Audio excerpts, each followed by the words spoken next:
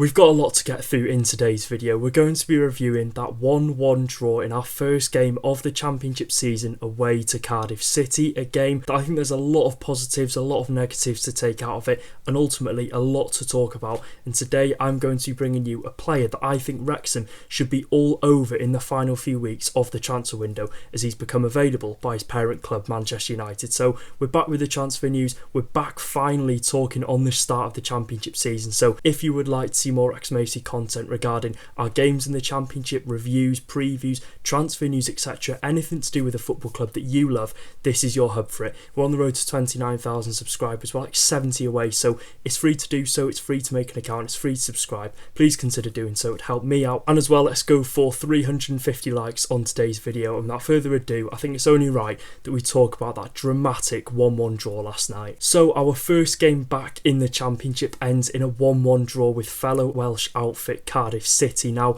a game that I think Wrexham Football Club should have easily won. We could have won it in the first half. We could have made the most out of their poor defensive display. If it was another game, I think if this was 23 games into the season, Wrexham would have buried 2 or 3 of those chances. Now, it was a game that gave me deja vu of our opening game last season away at Southampton. 1-0 up, missed a big chance, and then just conceded 2 really late goals. But again, it's a draw, it's not a loss this time round. And by the way, how Cardiff fans were celebrating at the end, manager running down the touchline, goalkeeper going up, jumping in the stands, all on social media, you'd have thought they'd have just won promotion to the Premier League. So yeah, it's the first game of the season. There's a long way to go, Cardiff City fans, but from a Wrexham fan's point of view, I'm not going to sit here and moan for the whole segment of this video because it is the first game of the season. The team aren't going to be immediately firing from the off. We've seen a couple of teams that have been relegated or, did really well last season have poorish starts to the season. So it is a marathon, not a sprint. And again, it's not a loss as well. We've drawn the game. Yes, we should have won, but there's plenty of positives to take out for it. And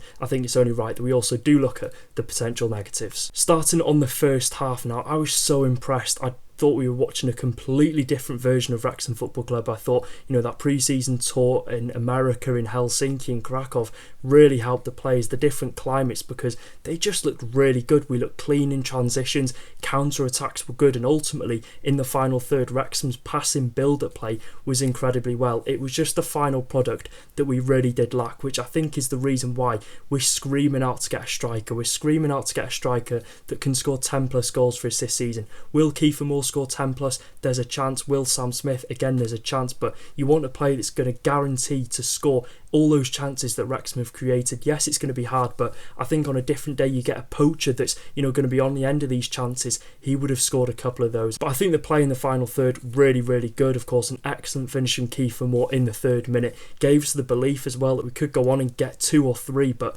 given the shaky defending from Cardiff City, then dropping deep on a couple of occasions, playing really deep, allowing Wrexham to beat the offside trap every single time. I don't think it was a case of Cardiff playing the offside trap. I think it was just a case of really poor defending, but Wrexham couldn't get the result that we wanted in the end. We couldn't get the result going into the second half that we wanted, and in typical Wrexham fashion, we hit the bar from a corner. Imre had a really good chance to make it 2-0. 8 shots, I think 4 on target, but only 1 goal to show for it from Wrexham, which has sort of been the theme over the course of last season and in League One. And I think if you're looking at the host Cardiff City, it was a game where, it was their first season back. It was a sellout at the Cardiff City Stadium. You'd have expected a really vibrant performance from them, but Wrexham took a foothold on the game from the first minute, and it was so disappointing to see how the second half and the end of the game did pan out, because they had a few strikes on goal in the first half, nothing major. I don't think Patterson had a real big save to make in the first 45, and then you go into the second half, Wrexham again came out firing. We had so many chances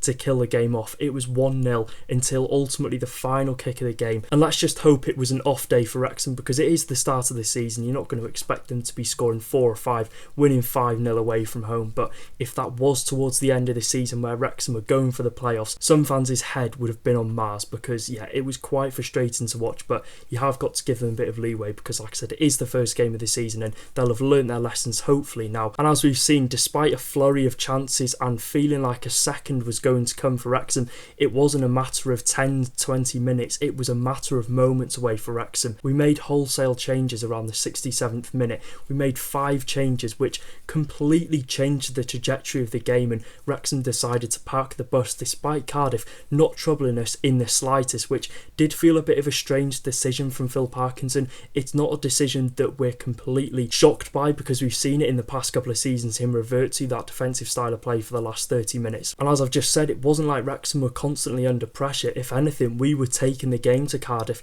It was a matter of moments, like I said before, Wrexham got a second and ultimately a third to kill the game off. But like any other team, when they saw that we made these sort of defensive changes, you could say, we sat back off a bit, we're less reserved going forward. As soon as a team knew that, it doesn't matter if you're playing Premier League, if you're playing Sunday League, if a team knows you're going to go defensive, they're going to gain a whole new level of confidence. They're going to know how Phil Parkinson wants Wrexham to play. Cardiff are going to gain confidence, get more on the ball, looking to get the ball out to the channels, divert it to potentially Joel and Ruben Kohler, who I thought played really well and they did come on, and ultimately they just took the game to us. And for that last 20 minutes you could almost sense a goal was going to come, and they did get their just rewards with that late free kick. So 1-1 draw away at Cardiff. Is it the end of the world? Not at all. It's the first game of the season. Of course, we're going to have the pros and we're going to have the cons to take out of it. They're going to get back on the training ground ahead of Watford on Saturday, and a win back at the racecourse ground for the first time this season would be a lovely response to that 1-1 draw. So let me know your thoughts in the comment section down below. What did you think of the game? Who was your standout players? Where do you think we need improving? Of course,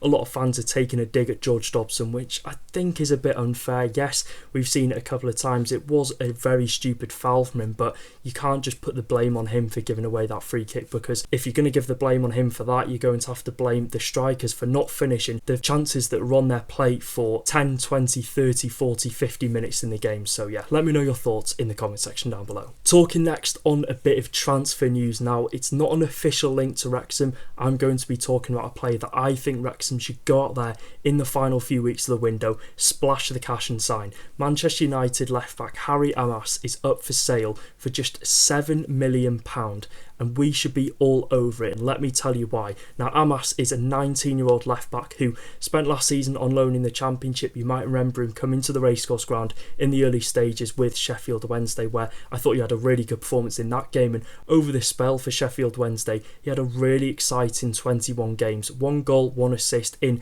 a situation at Sheffield Wednesday at the time where it was up in limbo with the ownership. They couldn't sign players, they were under transfer embargoes left, right and centre. Despite all that happening at the club, he was incredible for them. He was far too good to be in a relegation scrap, and Manchester United realised that at the time. They recalled him, he went on loan to Norwich City, and it was probably the shortest loan spell in EFL history. Played in that game against Coventry for 15 minutes and suffered a season-ending injury, and it cut his time at the Canaries short, which is a shame because I think he was destined to go on and do bigger and better things across the board of the 25-26 season. And I think we gained a lot from his spell at Sheffield Wednesday and his spell at Manchester United in this pre-season camp, that he is one of the best up-and-coming wing-backs, potentially to go to the EFL or maybe even a Premier League side. Now, talking on this, of course, Amass is a left wing-back, and you're probably thinking, we've got George Thomason, but I think the main concern for Wrexham at the minute is the £4 million that we did spend on Libby Kakachi. Now, I could probably count on one hand the amount of starts Libby Kakachi has had for Wrexham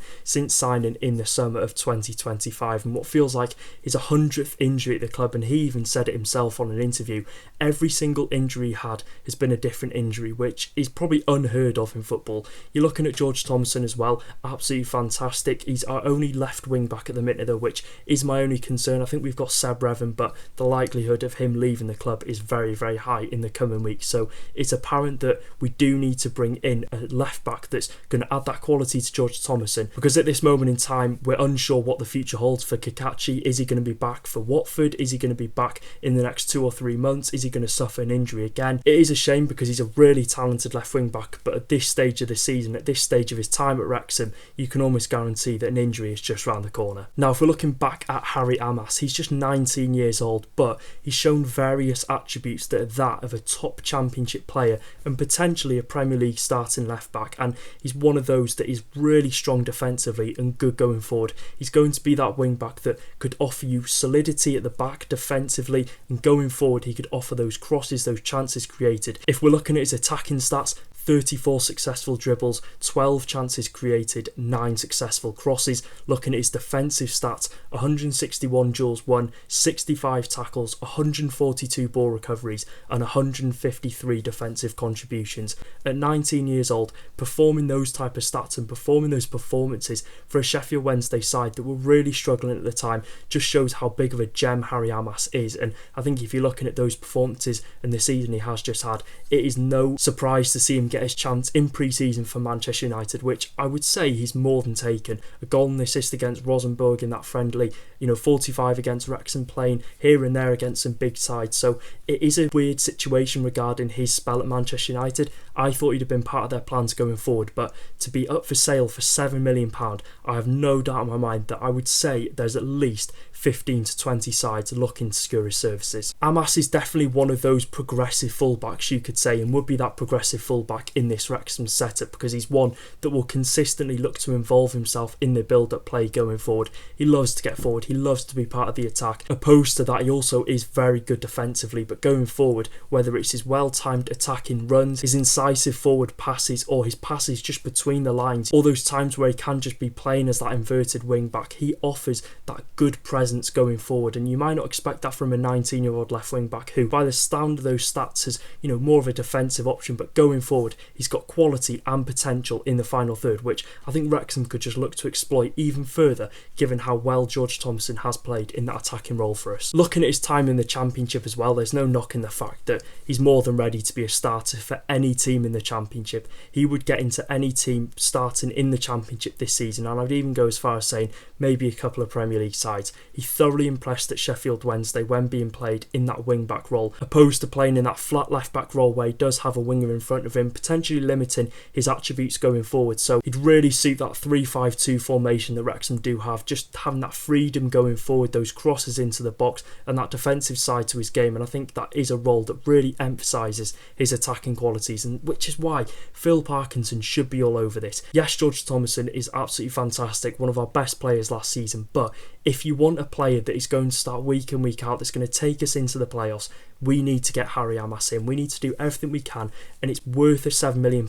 It's an investment into the future. He could possibly have a really high resale value, and not only that, he could be the player that could take Wrexham to the Premier League and even be a starter in the Prem. And I think the main thing about Harry Amass is, you look at his age, 19 years old, and I'm sure there's a lot of doubts and questions surrounding this potential transfer for the price tag that has been put on him, but young developing wing backs, especially in England, often prioritise their attributes in the final third, opposed to working as being a strong defensive unit. However, Harry Amass just does both of those sides to his game just complement each other, and he has that perfect balance, which is why he's so highly sought after by a lot of Championship and I would even say abroad clubs. So I think bringing him in for a fee of £7 million is an absolute steal. A lot of clubs will see that fee as a bit of a surprise because he's started most pre-season games for United. I thought he was going to go there and be sort of that backup left back to Luke Shaw, potentially going into this Premier League season, and the pre-season he's had has been so eye-catching, and it seems a surprise amongst United fans that he has been up for sale. So